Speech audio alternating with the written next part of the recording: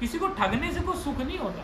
और मैं तो कहता हूं अपने को भी मत ठगाओ, लेकिन एक बात है, ये श्रद्धा नाम की जो पूंजी है ना, ये विश्वास नाम की, इसे कमाने में तो वर्षों लगे हैं हमारे। क्या हुआ, ये बोल रहा है, हट गया इसका कुछ, ऐसा कुछ इनपुट चली गई। आपको भी नहीं ठगना है, आपको ठगे भी नहीं जाना है, लेकिन यदि आपको कोई भूलवश, प्रमादवश, अहंकारवश या उसकी छदम कल्पनाओं के वश होके बोल दे कि आप तो साधु संतों के पास जाते हो, ठग लेंगे कि भैया अभी कौन सा हम कुछ कर रहे हैं, अभी क्या हो रहा है, क्या ठग लेंगे, हमारे पास क्या, संसार ने हमें ठग लिया। भोगों को हम नहीं भोग रहे, भोगों ने हमें भोग लिया। भर्तृहरि कह रहे हैं भोगों न भुगता हुआ है मेरे, भोगों ने क्या भोगा, मैं ही भोगा गया। अरे भैया मैंने क्या रोटियां चबाई, मेरे दांत चब गए, बुढ़ापा आ गया, गए दांत घिस गए। भोगों को मैं नहीं भोग सकता, भोगों ने मुझे भोग लिया है। मुझे लग रहा था मैं भोगों को भोग रहा हूं, तो मैं सोचता हूं ना कि ठगा ठगा। एक संत है, एक बात कहते हैं बड़ी बढ़िया, मुझे बड़ी अच्छी बात लगती है। वो कहते हैं कि कई बार लोग ये बोलते हैं जी कि ये तो चलता पुर्जा है, चलता पुर्जा, ये बड़ा अच्छा है, चलता पुर्जा है भाई, चलता पुर्जा बड़ा अच्छा है, मतलब समाज में अच्छा माना जाएगा, चलता पुर्जा है, बढ़िया, तो काम ऐसे ही निकाल देता है, चलता पुर्जा है। बोले चलता पुर्जा है ना, तो 84 लाख योनियों में चलता ही रहेगा, फिर ये नहीं रुकने वाला। और जिसने कर ली श्रद्धा संतों में, जिसका बन गया भाव उनके प्रति, अरे भाई इतना आनंद है श्रद्धान्वित होने में, बुद्धि कितनी स्थिर हो जाती है। आप समझो ना इस बात को, श्रद्धा करने में कितने स्थिर हो जाते हैं हम लोग। आप इधर दिमाग रखो, उधर दिमाग रखो, दोष आप खुद ही देखिए। महाराज श्री अखंडानंद जी सरस्वती वृंदावन वाले, आज क्या हो रहा था, आज सुबह जब कर्मकांड विधि से व्यास जी का पूजन करा रहे थे, तो वहां कहा कि आप अपने गुरु, अपने परम गुरु, गुरु दादा गुरु और उनके भी गुरु का ध्यान करें। अब मेरी परंपरा में 3 गुरु जीवन में, मेरे जीवन में बड़ा महत्व रखते हैं। एक वो जिनसे मुझे बचपन में ही मंत्र प्राप्त हुआ, एक वो महाराज श्री अखंडानंद जी सरस्वती, जिनसे मैंने एक ऐसा ज्ञानमयी दृष्टिकोण प्राप्त किया जो एकदम अद्भुत, जिसका कोई मुकाबला नहीं। एक वो जिनसे हमने विद्या ग्रहण की, पढ़ते रहते हैं, पढ़ाते रहते हैं। मैंने कहा ये कैसे ध्यान एक साथ होगा, फिर हमने कैटेगरी बना लिया ऐसे, मन ही मन। चलो पहले गुरुजी का ध्यान करने में कोई ज़्यादा टाइम थोड़ी लगता है, उसमें नाम लेने की भी जरूरत नहीं होती। पहले गुरुजी जिनसे हमें दीक्षा मिली बचपन में, दूसरे गुरुजी महाराज श्री अखंडानंद जी सरस्वती, तीसरे गुरु जो भी विद्या दे रहे हैं या देते रहते हैं, जिनसे प्राप्त करते रहते हैं, तीनों हो गए। उनके गुरु, फिर उनके गुरु, तीनों का ध्यान करना, ऐसा था। तो आप भी अभी जिनके जो गुरु हैं और उनके जो गुरुजी के गुरुजी हैं और उनके गुरुजी के भी जो गुरुजी हैं, मन ही मन उनका ध्यान करो, आंख बंद कर लो। जो भी आपके जीवन में गुरु हो उनका ध्यान करो, कम से कम अपने गुरु का तो ध्यान कर ही लो, पूरी परंपरा का नहीं तो। और उनको मन ही मन धन्यवाद दो कि हे गुरुदेव, आपने हमारा वर्णन करके, आपने हमें चुन के, हम आपको नहीं चुन सकते थे, हमारी सामर्थ्य ऐसी नहीं थी, आपने हमें चुन लिया, आपने हमें इस मार्ग के लिए हमारा हाथ थाम लिया। हम आपका हाथ ज़्यादा देर नहीं पकड़ सकते थे, लेकिन आपने हमारा हाथ पकड़ लिया।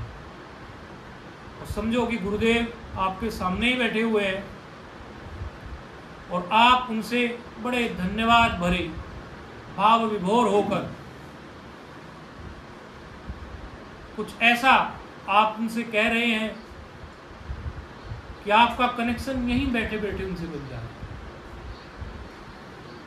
आप उन क्षणों को याद करो जिन क्षणों में आपको आपके गुरु से मंत्र प्राप्त हुआ, जिनको हुआ याद करो। मैं तो आज सुबह ही याद कर रहा था, बैठे बैठे सुबह उठ गया, स्नान आदि करके और बस में लगा के वो चेयर थी उस पर बैठ गया और बैठकर सबसे पहले मैंने यही सुबह उठते भी यही किया और स्नान करने के बाद भी यही किया। आप जिन क्षणों को याद करते हैं आप उन्हीं क्षणों में पहुंच जाते हैं। मैंने याद किया कि गुरुदेव से मुझे मंत्र प्राप्त हो रहा है और गुरुदेव मुझे मंत्र देते देते, थोड़ी दूर गुरुदेव का आसन था, लेकिन पता नहीं ऐसा क्या हुआ कि वो खड़े होके मेरे पास ही आ गए और उनसे मुझे मंत्र प्राप्त हुआ और मैंने गुरुदेव के उसी स्वरूप को याद किया। आप भी याद करें जिस समय आपके गुरुदेव आपके निकट, आपके आसपास कभी रहे हैं, उन्होंने आपको मंत्र दिया है या मंत्र के बाद कभी आप उनके साथ खड़े हुए हो, उनके साथ बैठे हो, उनके साथ आपने कुछ क्षण बिताए हैं, उन क्षणों को आप याद करो। सबसे कीमती क्षण है वो हमारे जीवन के। गुरुदेव हमारे समक्ष हैं, अभी हैं।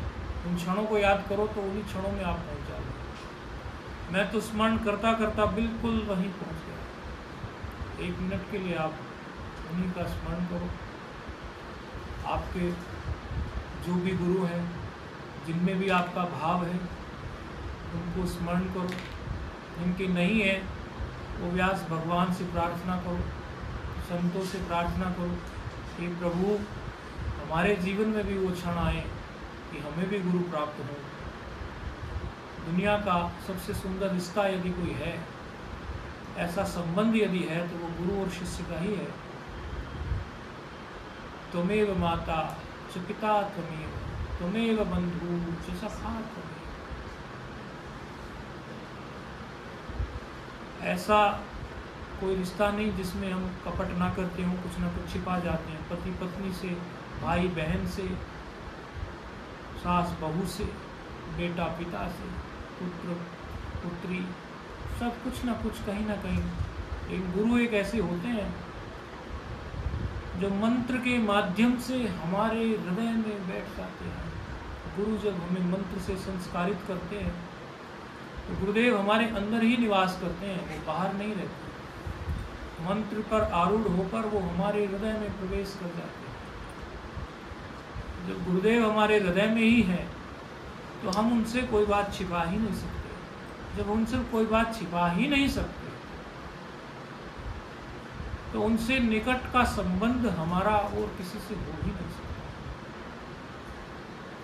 तो ऐसे निकटतम निकटवर्ती गुरुदेव को अपने स्मरण में लाए, उनको धन्यवाद दे। हे गुरुदेव, हम आपको दे तो क्या सकते हैं। जैसे एक माँ को एक बेटा बोला, हे माँ तेरे बड़े उपकार हैं मुझ पे, मेरा तो मन करता है कि मैं अपने चमड़े की जूती बना के तुझे पहना दूं। कितने उपकार हैं। 9 महीने तूने पेट में रखा, मुझे पाला पोसा, कितनी शरारतें की मैंने। माँ बोली, बेटा जिस चमड़ी की तू जूती बनाएगा वो चमड़ी भी तो तुझे महंगी है। इतना उपकार माँ का है, ऐसे गुरु का है। प्रथम गुरु तो माँ होती ही है, उसके बाद फिर हमें अन्य गुरु प्राप्त हो जाते हैं। ये गुरुदेव हम आपको दे तो क्या सकते हैं। हम जितना भी अपनी बुद्धि से आपके लिए जो भी करते हैं, वो बुद्धि तो आप ही ने हमें दी है, वो सद्बुद्धि तो आप ही ने हमें दी है। तो उससे हमने आपको कुछ दे भी दिया। हमने क्या दे दिया, हमारा क्या था। हम कैसे त्यागी, जब हमारा कुछ था ही नहीं, हम क्या चीज त्याग कर सकते हैं। तो हे गुरुदेव, हम देने को तो आपको कुछ दे नहीं सकते, फिर भी हम कुछ अछूते ना रह जाएं, हमसे कुछ छूट ना जाए, कोई परंपरा का लोप ना हो जाए। पत्रम पुष्पम के माध्यम से हम आप कुछ अर्पित करना चाहते हैं, कुछ धन्यवाद देना चाहते हैं। व्यास पूर्णिमा के निमित्त आप कृपा करके हमारी विनती स्वीकार करें। हे गुरुदेव, हम सब तुमको बहुत हैं, तुम सब हमको नाए। हम जैसे पता नहीं कितने चेले घूमते हैं आगे पीछे आपके, और यहाँ से लेके ब्रह्मलोक पर्यंत अपने गुरु में इतनी निष्ठा होनी चाहिए। यदि आप अपने गुरु को ही ब्रह्म नहीं समझ सकते, ईश्वर नहीं समझ सकते, तो आप उस ब्रह्म भाव में कैसे जगेंगे? यदि आप अपने गुरु को ही ब्रह्म नहीं समझेंगे तो आप अपने को ब्रह्म कैसे जानेंगे? ये गुरुदेव, यहाँ से लेकर ब्रह्मलोक पर्यंत जो कुछ भी है आप वो सब अपने नेत्रों से देख रहे हैं, और मेरे लिए जब जब जो जो शुभ होता है आप उसका निर्देश करते हैं। मैं आपको धन्यवाद तो क्या दे सकता हूँ। सुना है मैंने तन मन धन तुझको अर्पण, क्या लागे मेरा। वास्तव में तन मन धन भी तो तुम्हारा ही दिया हुआ है। मेरी बुद्धि यदि ठीक चल रही है, मेरा मन ठीक चल रहा है, ये स्वास्थ्य अच्छा है, तो आपकी कृपा ही है, आपके मंत्र का प्रभाव ही है, आपकी अमी दृष्टि ही है, आपकी अमृत वर्षीय दृष्टि है, जिससे मैं आज यहाँ बैठ के मुझे ये संत संग मिला, और मैं ये व्यास पूर्णिमा के निमित्त आज यहाँ कुछ सुन पा रहा हूँ। हे गुरुदेव, आपको बड़ा धन्यवाद है। मैं क्या आपका कर चुका सकता हूँ। मन ही मन अपने गुरु को आप सब याद करें। इस योग्य हम कहाँ हैं, गुरुवर तुम्हें ले जाए, फिर भी मना रहे हैं, शायद तुम मान जाए। इस योग्य हम कहाँ हैं, गुरुवर तुम्हें जाए। आगे क्या है?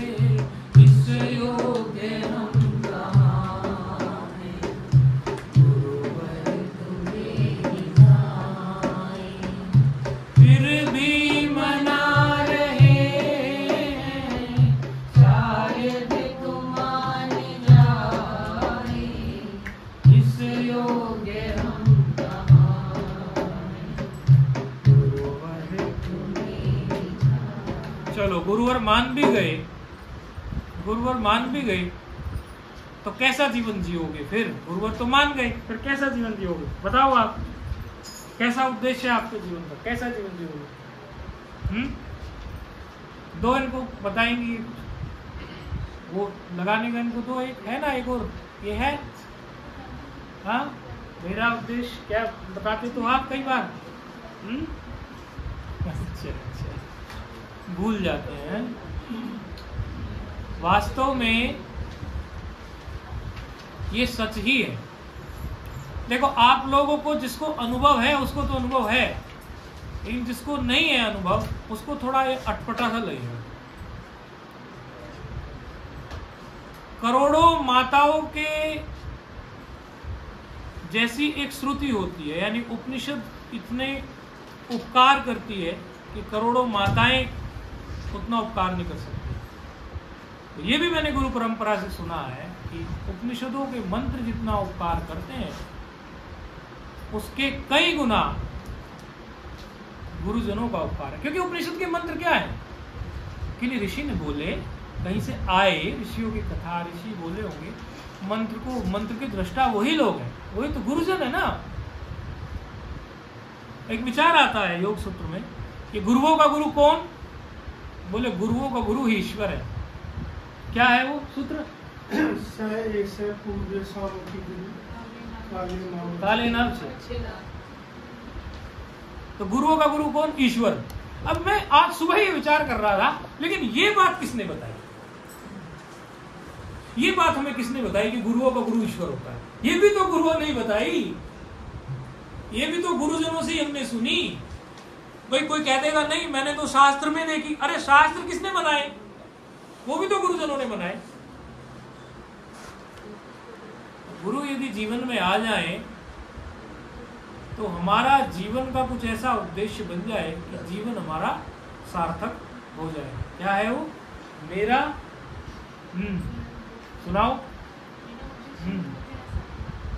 हाँ सुनाओ जो भी है।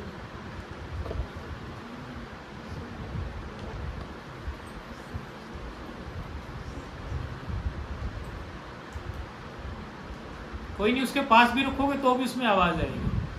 मुझे ऐसा बना दो मेरे प्रभु, मुझे ऐसा बना दो मेरे प्रभु, जीवन में लगे ठोकर ना कहीं, जाने अनजाने में मुझसे, जाने अनजाने में मुझसे अपकार किसी का हो ना कहीं, मुझे ऐसा बना दो मेरे प्रभु। उपकार सदा करती जाऊं, दुनिया अपकार भले ही करे, उपकार सदा करती जाऊं, दुनिया अपकार भले ही करे, बदनामी न हो जग में मेरी, बदनामी न हो जग में मेरी, कोई मान भले ही देना कहीं, मुझे ऐसा बना दो मेरे प्रभु, जीवन में लगे ठोकर ना कहीं, मुझे ऐसा बना दो मेरे प्रभु। तू ही बस मेरा ऐसा है, दुख में भी साथ नहीं त्यजता, तू ही बस मेरा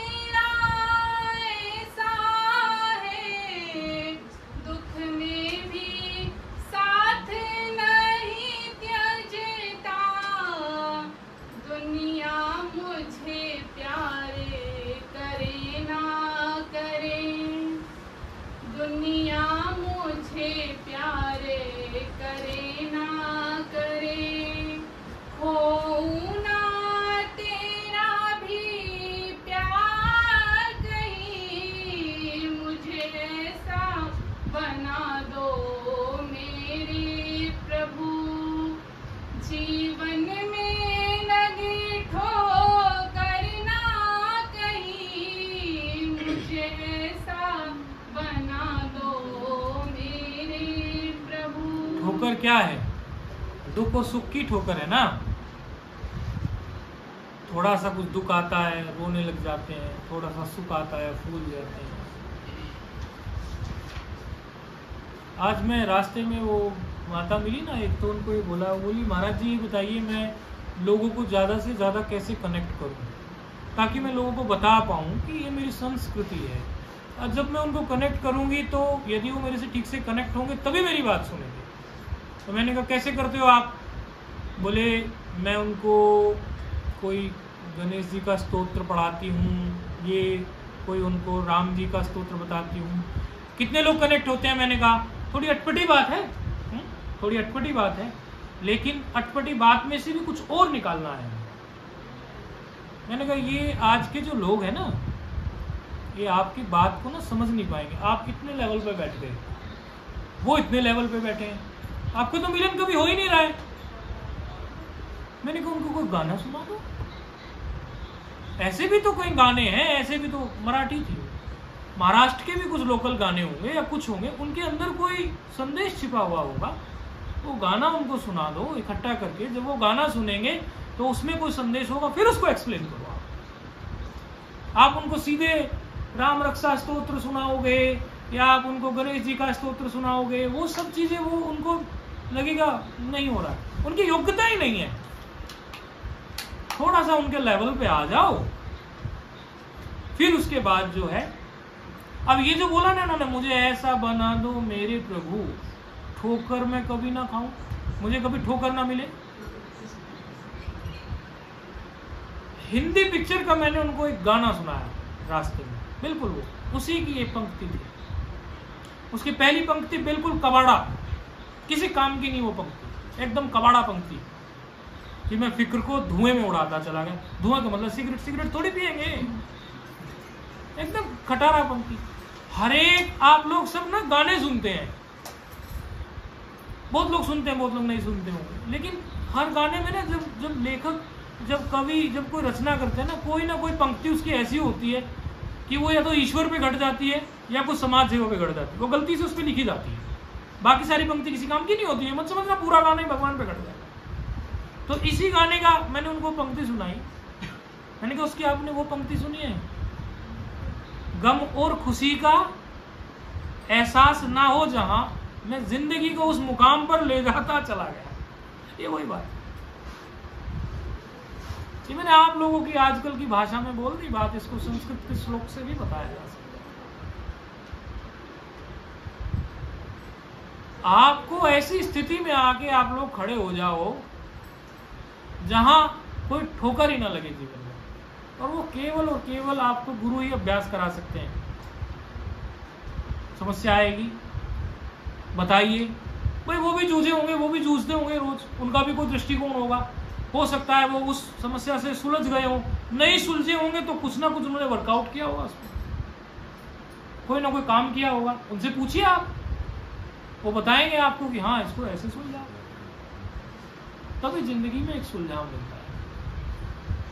यदि हमारा डिस्कशन ही नहीं हो सकता गुरु से, या कोई हम प्रश्न उत्तर ही नहीं कर सकते, हमारे सामने गुरु नहीं प्रस्तुत हो सकते, तो अवश्य उनके द्वारा दिया गया मंत्र हमारा काम करेगा।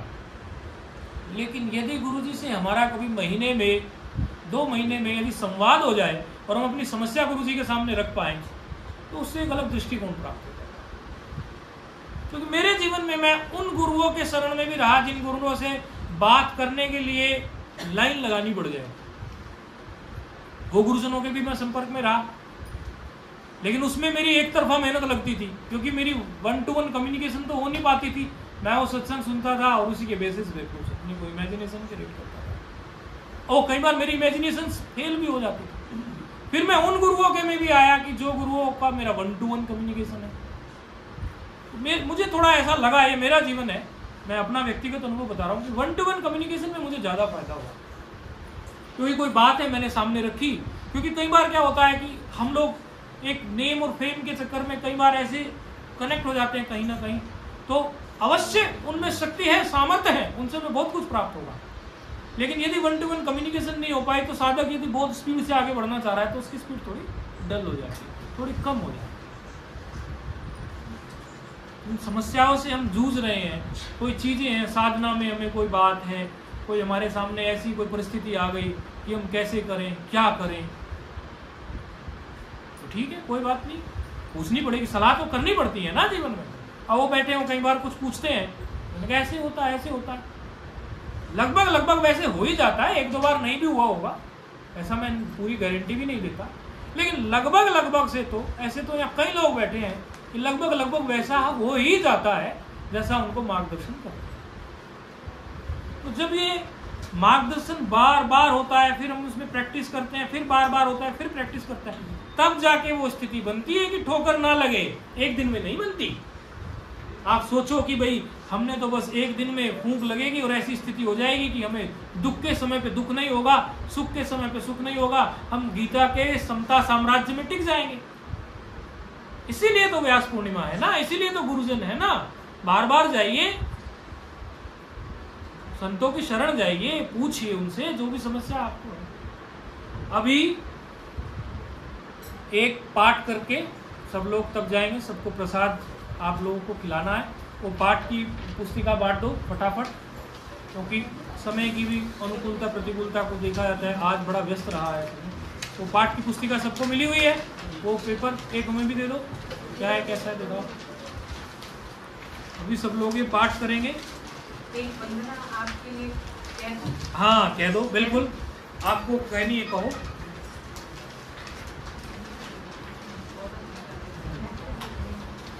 एक वंदना वो कह रहे हैं तो उन पे फोकस करो। कहाँ गया वो?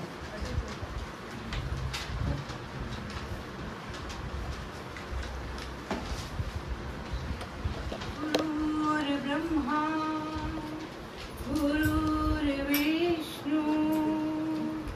गुरुर्देवो महेश्वरा गुरुर्साक्षात् परब्रह्म तस्मै श्री गुरुवे नमः। तस्मै श्री गुरुवे नमः।